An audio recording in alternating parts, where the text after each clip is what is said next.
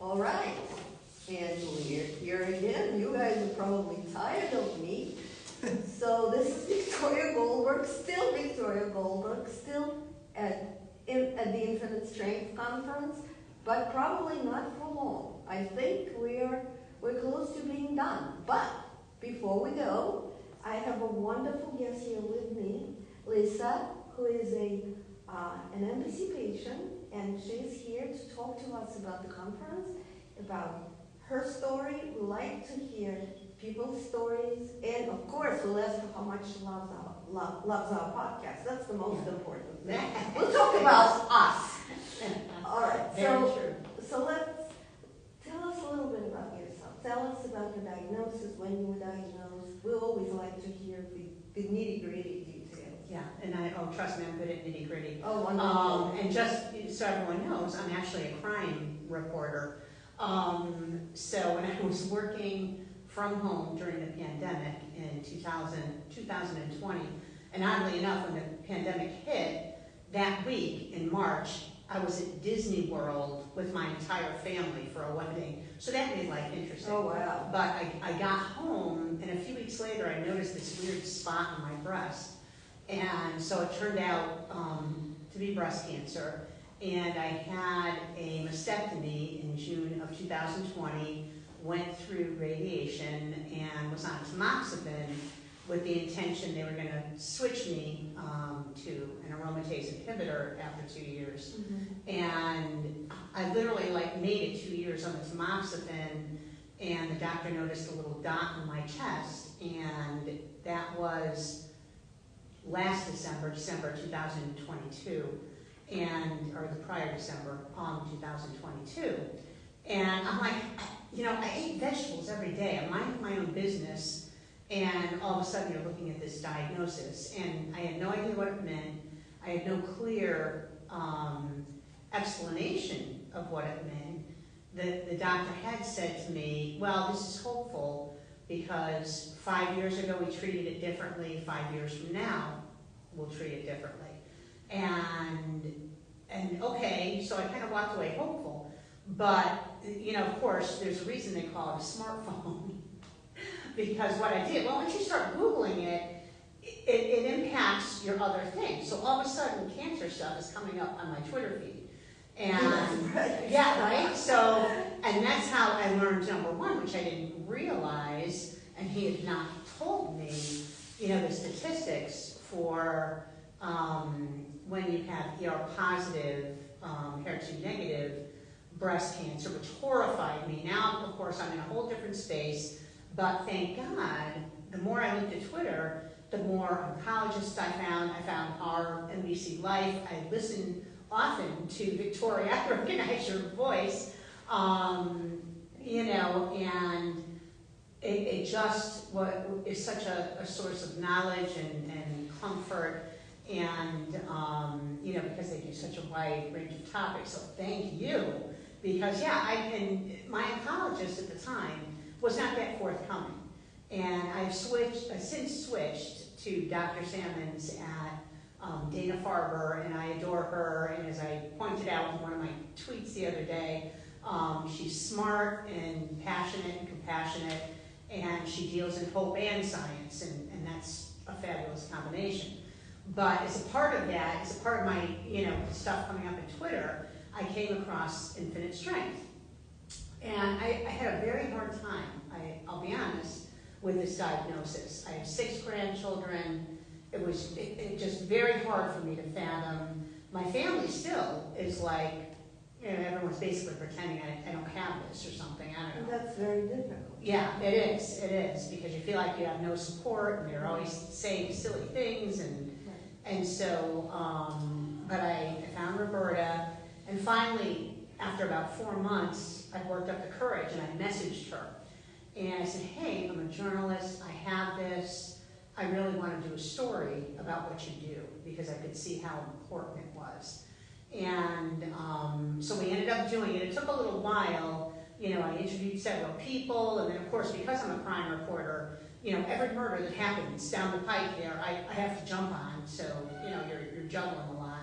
So it took a couple months to do the article, and met a lot of great people like Deltra, who you just, interviewed. I had interviewed her.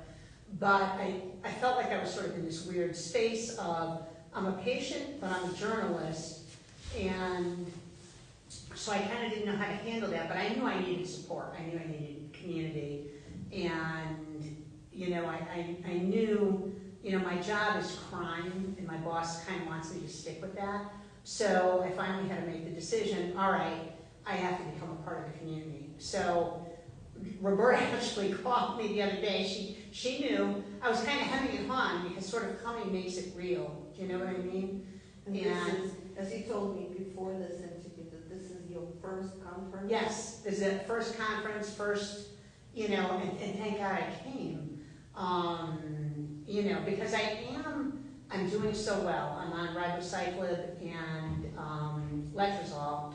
And other than taking... Still on your first Yeah, one. yeah. So other than taking 3 pills a day, my life is literally no different. And as I've been telling everyone here, flooded basement, 2 days in a row, cleaned it up by myself. I mean, I'm doing very well. And you were talking about actually continuing your work. Yeah. And thinking about whether, and that's really amazing that your quality of life has not had a huge impact, right? Yeah. This cancer did not have a huge impact. Yeah, no, it really hasn't, and I'm very grateful for that, and I'm hoping it stays that way for as long as possible.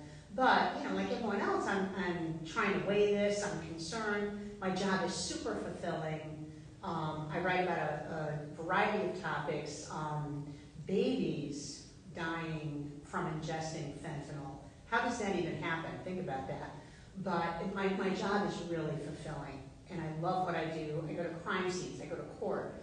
I interview all kinds of great people. Can I ask you a completely off-topic question? Oh, absolutely. How did you get into that? How does one become a crime reporter? Let me tell you 2 things. Number 1, I was such a scaredy cat when I was a little kid. My mother was afraid to send me out for Halloween because she was afraid I'd have nightmares. So, go figure. That's a perfect transition, right? Exactly, right? I said, to dealing with dead bodies every day. And I never set out to be a reporter. I was always a good writer, but I kind of thought journalism was beneath me. I was an artiste. And come to find out, I didn't realize this is thanks to a journalism professor like 30 years ago. This is just so fulfilling. You help people, you weigh things and you weigh ethical questions. Should I be printing this? Should I be doing this? And accountants a lot of times don't have to do that. I always use that example because my sister's an accountant, and I make fun of her, but she made a ton of money as an accountant, which I never made as a journalist, which is why my mother wanted me to be an accountant. But I never wanted to be a reporter. Not a doctor? But no. Or a lawyer? No. She thought accountant was it, for some silly reason. But what had happened was, I decided to take this one journalism class because I always wrote well. And I realized you could make money selling articles. And it was that one class, that one professor just made me realize, no, I want to be a newspaper reporter. I want to, you can help people. So that's sort of how, and crime, it just so happened, one of the first papers I wrote was about an arsonist in New Britain, Connecticut, who was burning down the Polish community. And this weird thought flitted through my head. This is a college paper, my first class, even though I was a mother at that point in my 30s. And this weird thought just flitted through my head. Oh my God, I'd love to cover crime in this city someday. And it happened, and here we are. So I was a local crime reporter for a good number of years. Then I went freelance and I covered criminal justice issues, and that's when I had the mastectomy. And then like 9 or 10 months before I was diagnosed with the metastatic breast cancer, Hearst, Connecticut media offered me a full-time job covering crime, and so I'm part of the breaking news team. So anything in Connecticut, there's a major crime story, I have some kind of hand in it. Well, I'll look out for your name for sure. And I have to say that being a journalist is a good way to get into, if you're interested in getting into patient advocacy. Yeah. you are absolutely in demand. I don't know if you know, there was an amazing woman, Catherine O'Brien, who was actually a journalist as well. Oh, really? She was one of the first people who kind of raised their voice and said, what about us? We're the only people dying from this cancer, but you don't hear about us. And because of her, we have a day that's dedicated to us, October 13th. Yeah. And that's all because of her. Wow. So maybe I will. I'm waiting to see, and that's one of the things you mentioned about the job. I love what I do. I work full time. But now I'm like, okay, and I feel great, but I've got grandchildren in different states, so I'm literally bouncing from Massachusetts to Virginia to Connecticut constantly. I'm going to go to Virginia, in April, so I can see them play baseball, and I'm spending Easter in Massachusetts. So I'm trying to find the right balance of, okay, when do I retire? Do I go on disability? And can I freelance write a bit? And you know what I mean? It's like weighing all these things, because I don't want to wait until I don't feel well and can't do fun It's stuff. funny, this is the second interview we did today about exactly this issue. Earlier today we talked to a wonderful woman who works, what is the name of that place? She works in bio industry, and she loves her job, but she's also thinking about the limited time span she might have, and what is she going to do with her life? Yeah, and it's important, right? You may love your job, but do you want to spend how many years we have, and maybe your lifespan is not going to be shortened, but we can't be sure, right? Yeah. With this diagnosis, we're always aware that you don't know, like, time might be limited. yeah. So is this okay to just continue doing as you do now, or do you make changes? Yeah, well, I can tell you at 5:30 this morning, when literally there's a geyser in my basement, I was saying to myself, okay, I need to quit this. I'm downsizing and moving to Florida. Exactly, or Virginia with the grandkids. Or Virginia, that makes more sense. Or Massachusetts or somewhere, but I think I've had enough of this now. No, I get it, I hear you. Well, so. we did that, we downsized, we lived in New Jersey and downsized to a much, much smaller apartment, and much more expensive apartment in Manhattan, and never looked back. Oh, there you go, see, and that's good that, so I'm just kind of standing here going, but I love what I do, but I have that, and here's a great example. On Monday, I went to Dana-Farber, I saw the APRN, I did my blood work, okay, tumor marker down a little, this is good, it's good. So I'm leaving, and I'm making the appointment to get my scans in 2 months, and I see an email, and it's one of my coworkers saying, well, I tried to get the documents, but the court clerk said they were sealed. And I'm like, sealed? Sealed? What do you mean they're sealed? They can't possibly, those are public documents. So literally, I have to race out of the parking garage, because it's like, you get no service. I pull into a parking lot down the street from Dana-Farber, and I'm calling the court, I'm calling my boss, I'm calling the coworker. Right. And I had to straighten out. Anxious and nervous and... I'm like, we're straightening this out right now. But that's how, this is a calling for me. My job is a calling. It's not just a job. That's the thing, right? That is the thing. It's much harder to stop doing something that you consider a calling. Yeah. Other than just a job. It might be a very well-paid job, like an accountant, but it's still a job. Yeah. So let's talk about this conference. I mean, this is why we're here. Roberta has asked us to come and interview people and talk. I'm sure she wants us to talk about infinite strength. Oh, so thank God. Thank God. Tell us about this conference. And I asked this, I've asked this a few people already. What are your main takeaways? Well, for me, it's a chance to really be a part of a community, and to meet other women who are going through this and see their triumphs and learn things. It's a chance to all of a sudden feel not so alone.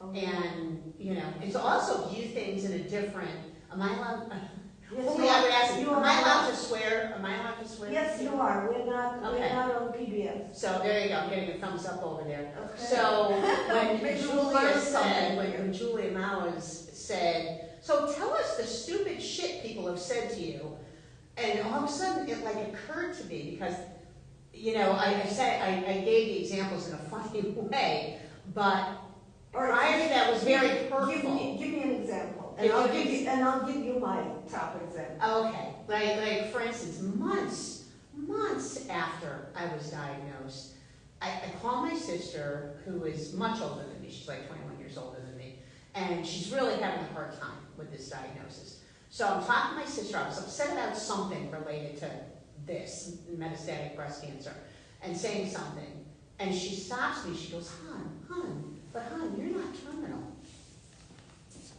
And I'm like, what are you talking about? Literally, what are you talking about? And then I have to go through the whole conversation with her again. Because you may still have stage 5, right? Yeah, I guess, apparently. You know what I mean? So it's stuff like that was like so hurtful to me.